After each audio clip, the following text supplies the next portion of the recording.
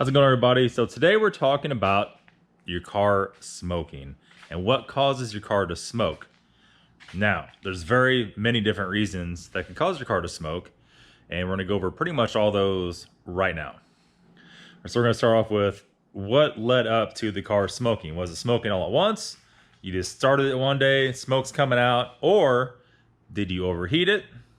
Has it been extraordinarily cold, way below freezing? That's going to make it easier to determine what's going on. So start off with the worst case scenario first. All right.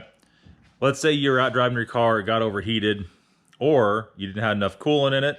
You had water only, it got below freezing, and all of a sudden your car is smoking, right?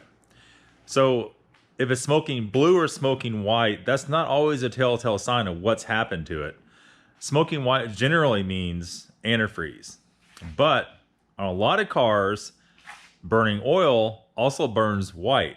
And before it goes to the catalytic converter, it's oil smoke. When it goes out of the catalytic converter, it kind of changes. It's kind of hard to smell what it is exactly.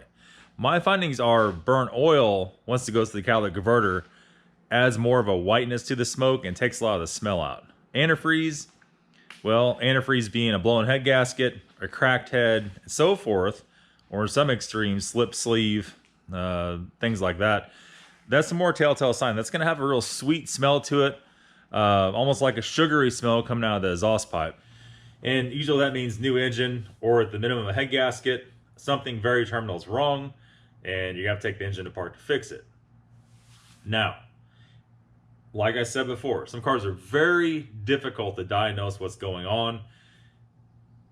What's going to help you the most, look up and see what's common with your car and its engine. That's going to give you a direction to go into immediately, right? So it's prone to have head gasket problems, or it's prone to have crankcase valve, PCV valve issues, to go towards that first. Now, if it's smoking blue, like I said, it's hard to judge all the time, but if you know it's oily smelling, right? You can physically smell it's burning oil. It smells like a chainsaw. It smells like a two-stroke dirt bike burning oil. You have, at that point in time, your PCV, CCV, which is your crankcase ventilation. Then you have the potential of piston rings.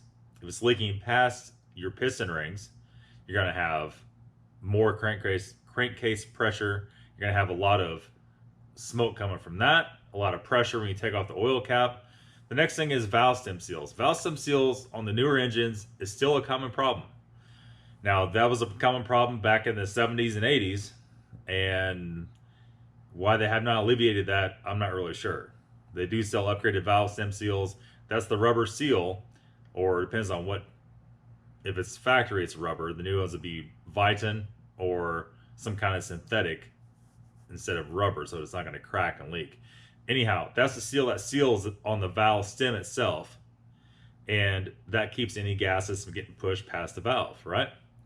So whenever that starts leaking and the valves are open and closing, and you're getting oil that's falling down, going up and down, getting the combustion chamber, causing problems, it's going to use oil, right? It's actually going to burn oil out the tailpipe, which will cause smoke.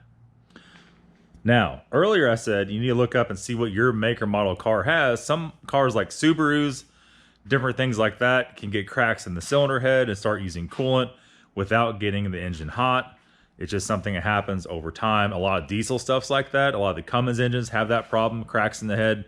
There's a lot of different quirks to different engines, and you really have to watch out for that. But if you do a little research beforehand, if you have a smoking car, 9 times out of 10, you go on Google, you can research it, go on YouTube, and somebody's going to say, my car is doing the same, the same thing yours is doing.